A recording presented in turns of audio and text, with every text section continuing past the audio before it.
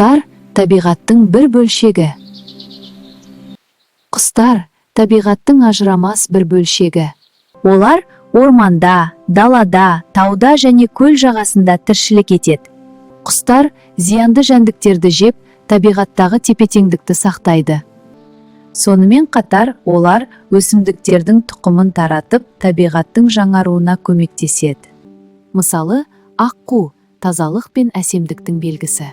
Ал бүркіт күш пен еркіндіктің символы. Кейбір құстар жылы жаққа ұшып кетеді, ал кейбіреулері қыстап қалады. Құстардың саны азаймауы үшін адамдар табиғатты қорғауы керек. Құстарды қорғау әр адамның міндеті. Табиғатты сүйген адам құстарға да қамқор болады. Қайырлы таң, досым. Сен орманда не істеп жүрсің? Пипи! Жапырақтар арасында қалықтап жүрмін.